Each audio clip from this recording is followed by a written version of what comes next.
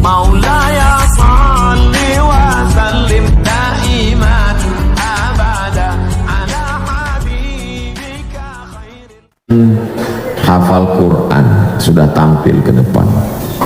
Santri Kauman pidato pakai bahasa Arab juga sudah. Direkturnya pula bahasa Inggris ditutup bahasa Jepang sudah juga. Masya Allah, tabarakallah. Harimau mati meninggal belang, gajah mati meninggalkan gading, manusia mati meninggalkan utang. Manusia mati meninggalkan nama baik atau nama buruk. Jadi adik-adik saya yang ada di pesantren Muhammadiyah Kauman Padang Panjang ini punya, saya tidak mengatakan beban, nanti kalau dikatakan beban ini menjadi beban, saya tak mau adik-adik jadi stres. Tapi nama ini namanya sudah terlanjur besar, Haji Abdul Malik Karim Amrullah. Jadi kalau ada di antara adik-adik ini yang belajar di Al-Azhar Mesir, orang bertanya, itu dari mana? Dari Kauman Muhammadiyah Padang Panjang. Oh wajar, Buya Hamka kan dapat doktor dari Mesir. Artinya dikatakan wajar, biasa, karena kalian membawa nama Haji Abdul Malik Karim Amrullah. Artinya yang siap mental alhamdulillah, yang tak siap ya siap-siapkan lah. Jangan lantas gara-gara cakap Ustaz Abdul Somad ini lalu besok adik-adik saya keluar aja lah Bu, kenapa? Saya tak siap mental. Mudah-mudahan semuanya istiqomah insyaallah. Ada yang tahu di mana rumah Buya Hamka di Jakarta? Tak ada. Ada yang tahu berapa jumlah anak Buya Hamka, cucunya, keturunannya yang masih hidup sekarang? Tak tahu. Tapi nama besarnya sampai hari kiamat dikenang sepanjang zaman. Kenapa? Karena prestasinya. Begitu juga dengan yang ada di kanan dan kiri saya ini, sampai ke depan anak-anakku akan bercerita. Dulu waktu kami di pesantren Kauman Muhammadiyah Padang Panjang, waktu itu ada ketua ikatan pondok pesantren se-Sumatera Barat, namanya Ustadz Jel Fathullah. Beliau kakak kelas saya waktu di Mesir, yang duduk di sebelah kiri saya. Lalu kemudian kalian akan cerita ke anak cucu murid-murid santri kalian, dulu mudir direktur pesantren Kauman adalah seorang ibu, Dr. Derliana. Maka menjadi sejarah. Waktu kami kumpul ramai-ramai, ada Bapak Wali Kota yang diwakili oleh Bapak Asisten Ustadz Zulfikar, ada hadir buya-buya pimpinan Muhammadiyah, ada hadir tokoh-tokoh masyarakat, konglomerat, bisnismen. Tinggal apa yang mau kita tinggalkan? Buya Hamka tidak meninggalkan rumah mewah megah, enggak. Dia meninggalkan tafsir Al-Azhar. Buya Hamka meninggalkan tenggelamnya kapal Panderwit. Buya Hamka meninggalkan di bawah lindungan Ka'bah.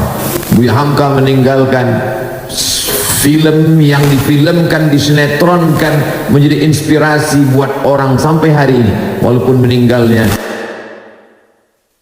Jadi adik-adik ke depan berpikir mau meninggalkan apa. Saya insya Allah Pak Ustadz juga akan mengikut jejak Buya Hamka. Alhamdulillah.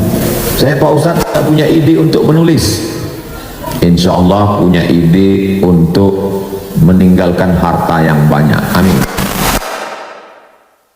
Ini saja antara tiga yang mengalir itu: shadaqatun jariyah, ilmun yuntafa'u bi, waladun shalih. Ayah-ayah kalian, bapak ibu wali santri di rumah, insya Allah meninggalkan anak-anak yang soleh, yang solihah yang ada di depan saya. Amin. Bagi yang tidak punya anak, mohon maaf, maka dia bisa meninggalkan ilmun yuntafa'u bi, ilmu yang bermanfaat, menulis buku, berkarya. Buya Imam Nawawi tidak punya anak. Imam Nawawi meninggal dalam keadaan masih lajang. Tapi kalau kita baca kitab Arba'in Nawawi, Riyadhus Shalihin Nawawi, Al-Adhkar Nawawi, Rawdatul Talibin wa Umdatul Muftin Nawawi, Al-Minhaj Syarah Sahih Muslim Ibn Al-Hajjaj Nawawi, Al-Majmu' Syarah Muhadzab Nawawi.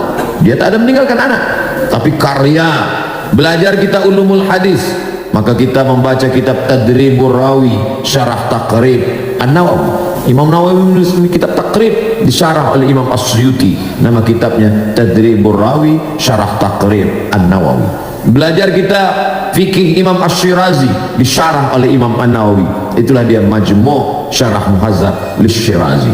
Kita baca kitab Sahih Muslim, tak paham kita, dijelaskan oleh Imam An-Nawawi, itulah judul kitabnya Al-Minhaj Syarah Sahih Muslim Ibn Al-Hajjaj. Dia tak punya anak, tapi punya kitab. Saya Pak Ustadz punya anak, alhamdulillah, punya kitab juga, bagus, luar biasa. Lalu kemudian kalau kita tidak bisa dua-dua ini, masih ada satu jalur lagi, yaitu jalur meninggalkan bangunan 1, 2, 3 sak semen, batu bata, kerikil, atap, kosen, pintu, meja, jendela. Tak tahu siapa yang mewakafkannya, tidak tertulis di sini 2 sak semen Pak Fulan, tak ada. Tapi pahalanya mengalir sampai hari kiamat, insyaallah. Amin. Inilah asrama yang akan dibangun 13,5 miliar. Itu kalau dibelikan cendol, menyelam sambil minum cendol, gembung kita. Tapi kalau dibelikan ke makanan kuliner, ma'akalta fa'afnaita, yang dimakan busuk. Wa malabista, dibelikan ke pakaian, wa malabista fa'ablaita, yang kau pakai lapuk. Jamaah lari-lari dari toilet, kamar mandi, musola. Ustaz Somad, ada apa Pak? Ada ngeliat jam saya tadi di kamar mandi. Kenapa? Waktu wudhu lupa, jam saya 70 juta Pak Ustaz. Yang bertanya sih ya, tak ada orang nanya jam. Jam itu gunanya kan untuk menunjukkan waktu. Mau harganya 100 juta dengan harganya 70.000, fungsinya cuma satu, menunjukkan waktu. Asal sudah tahu waktu cukup. Untuk apa punya jam 700 juta kalau mati? Fungsinya itu untuk menunjukkan waktu. Sebentar sampai begini. Kenapa? Takut Pak Ustadz ada orang merokok, nanti asapnya masuk kemari. Ini harga baju saya ini 5 juta Pak Ustadz. Yang bertanya siapa? Fungsi baju itu untuk menjaga diri. Kalau panas tak kepanasan, kalau dingin tidak kedinginan. Hari ini orang pakai baju panas kepanasan, dingin kedinginan. Karena baju hanya untuk style, hanya untuk gaya, dia sudah kehilangan. Makanya Islam mengajarkan kulu, makanlah, wasrabu, minumlah, walatu, jangan berlebih-lebihan. Kul, makanlah, wasrab, minumlah, walbas, berpakaianlah, wat, bersedekahlah, min ghairi sarafin wala, ikut-ikutan, bukan hanya untuk kesombongan, bukan hanya untuk menunjukkan prestis diri. Ma'akal tafa'afnaita, yang kau makan bus, wa malabista, yang kau pakai lapuk, wa matasaddaqta, yang kau sedekahkan, yang kau wakafkan, yang kau infakkan, itulah yang akan mengalir sampai hari kiamat. 1928 berawal dari tabligh school, berubah menjadi kulliyatul muallimin, kulliyatul muballighin, dan finalnya adalah pesantren Kauman Muhammadiyah Padang Panjang. Sejak 1928 sampai siapa yang mewakafkan tanah, siapa yang mewakafkan asrama, tak pernah disebut namanya, tapi pahalanya mengalir sampai madamatis samawati wal ard, selama langit masih di atas, selama bumi masih terhampar, selama alam masih terkembang, tak putus pahalanya sampai hari kiamat. Maka di antara yang 3 itu, ilmu, anak, harta. Kira-kira di antara yang 3 ini, mana yang paling besar kesempatan kita untuk beramal jariah mengalir? As-sukutu alamatur ridha, diam tanda setuju. Hadis as-sukutu alamatur ridha, diam tanda setuju. Itu kalau ada orang ditanya, mana mengalir? Diam. Ketiga-tiganya mengalir, setuju. Bisa, insyaallah. Menikah, punya anak soleh, berkarya, menulis buku,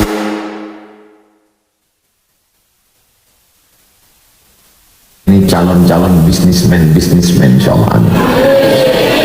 Tapi kalau ditunggu 20 tahun lagi, tak sempat loh orang belajar menikmati asramanya sekarang yang perlu.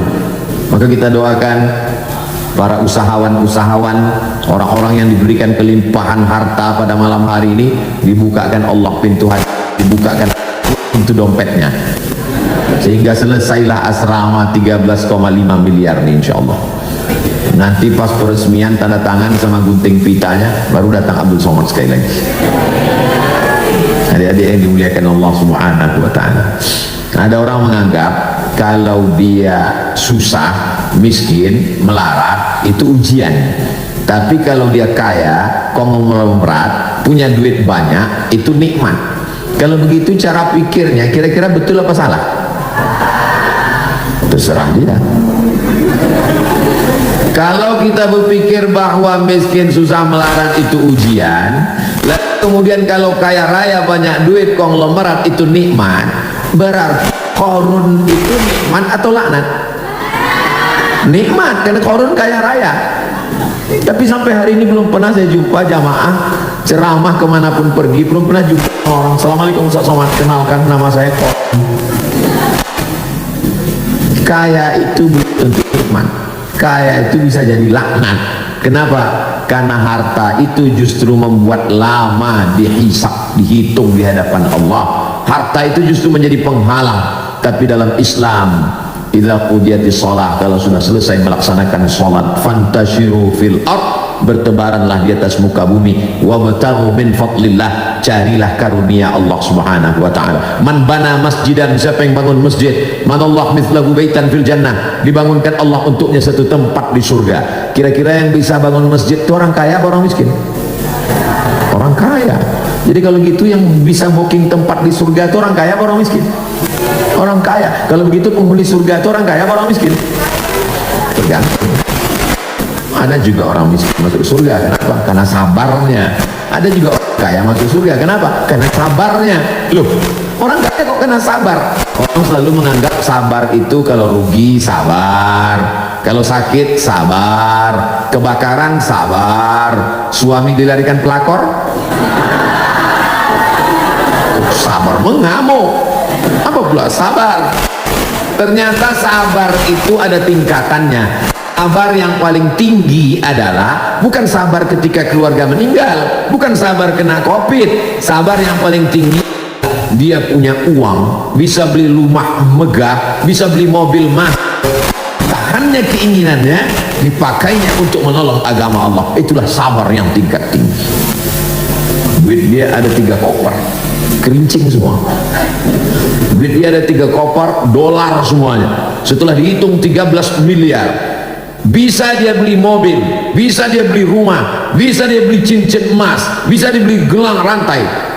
Tapi tak dipakainya untuk itu. Dia tahan keinginan hawa nafsunya, lalu dia bangunkan ke asrama. Maka menurut Allah orang ini orang yang sah. Kan dia bongang.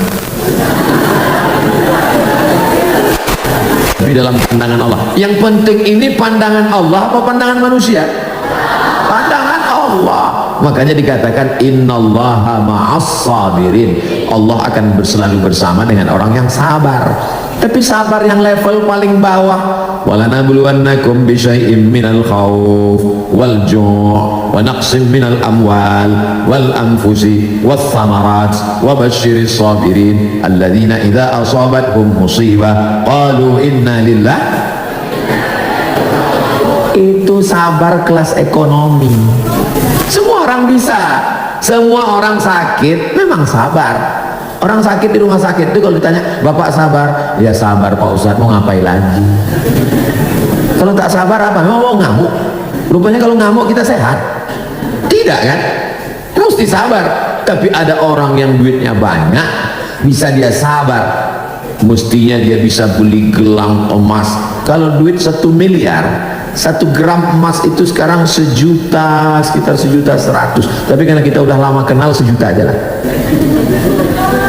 Jadi kalau dia punya uang 100 juta, berarti 1 on anting-antingnya. Sebelah kanan 1 on, sebelah kiri 1 on. Kalau pergi undangan merah mukanya, kenapa? Berat. 1 on. dia ikhlas tidak pakai anting, dia sabar tidak pakai cincin, dia sabar tak pakai gelang, sabar tak beli mobil baru, sabar tidak buat rumah baru demi untuk agama Allah. Inilah orang yang dikatakan sabar, sebenar-benar sabar. Tapi makhluk seperti ini sekarang adalah makhluk yang unik, yang perlu dibudidayakan.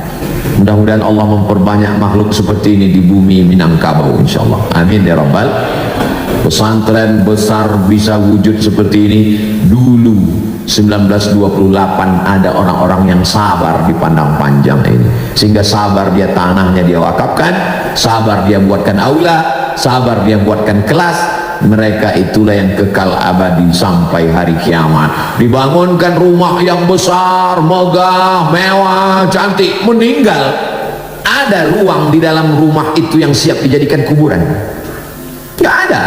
Kita bangun rumah 4 lantai, marmornya diimpor dari Turki, karpetnya mahal, sampai orang tamu yang datang lewat segitu hilang jarinya. Mana jari saya hilang? Tenggelam. Begitu meninggal dunia, tidak ada sejengkal pun tempat di rumah itu yang bersedia untuk menjadi tempat makamnya. Orang bertanya, rumah bapak mana? Sana. Kuburnya mana? Sana. Tak ada orang dimakamkan di dalam kecuali Nabi Muhammad sallallahu alaihi wasallam. Beliau meninggal dikuburkan di tempat. Nahnu ma'asyurul anbiya, kami para nabi nudfanu min haitsu namutu, dikuburkan di mana kami meninggal, digali di kamarnya, itulah dia. Kita tak bisa melakukan itu. Dijual rumah murah di pusat kota hanya 10 juta, di dalam ada kuburan. Ada orang mau beli? Mana ada. Nabi SAW berbeda, dia punya kedudukan, dia menerima wahyu, itu pesan langsung dari Allah Subhanahu wa ta'ala. Sahabat tak berani membawa kuburnya, dibawa ke kota Makkah di Ma'la, tak berani memindahkannya di Waqi', karena itu sudah pesan wasiat dari Nabi Muhammad sallallahu alaihi wasallam. Jadi manusia ini kalau dia meninggalkan mobil, lama hidup banyak dirasa, jauh berjalan banyak ditengok. Sudah lama saya melihat pemakaman, belum pernah ada orang Islam mati sama mobilnya sekalian, tak ada. Meninggal kita hari ini, besok mobil langsung diambil dialer karena belum bayar kredit. Bunyi klaksonnya pun kredit. Yang kekal abadi mana? Kelas, asrama, masjid, musola, aula, ruang makan, dapur, itulah yang kekal abadi mengalir sampai hari kiamat. Datang Sa'ad, namanya Sa'ad, bahasa Arab, artinya bahagia. Kalau bahasa kampung awak, happy.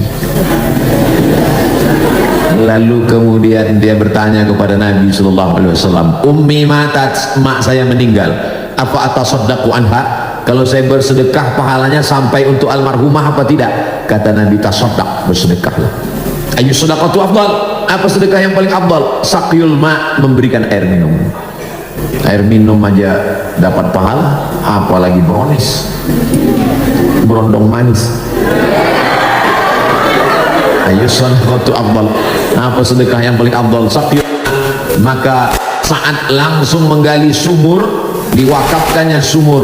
Sumur ini wakafkan, airnya mengalir untuk almarhumah. Jadi saudara-saudara kita yang diberikan Allah kelebihan rezeki, ini satu kelas untuk almarhumah ibu saya, ini satu asrama untuk almarhum ayah saya. Dia dapat pahalanya, mengalir juga untuk almarhum almarhumah. Tidak ada ikhtilaf antar ulama tentang sedekah mengalir. Kalau tentang baca Quran masih ada ikhtilaf, kalau tentang sholat masih ada ikhtilaf, tapi tentang sedekah mengalir untuk orang meninggal dunia tak ada ikhtilaf berdasarkan hadis ini.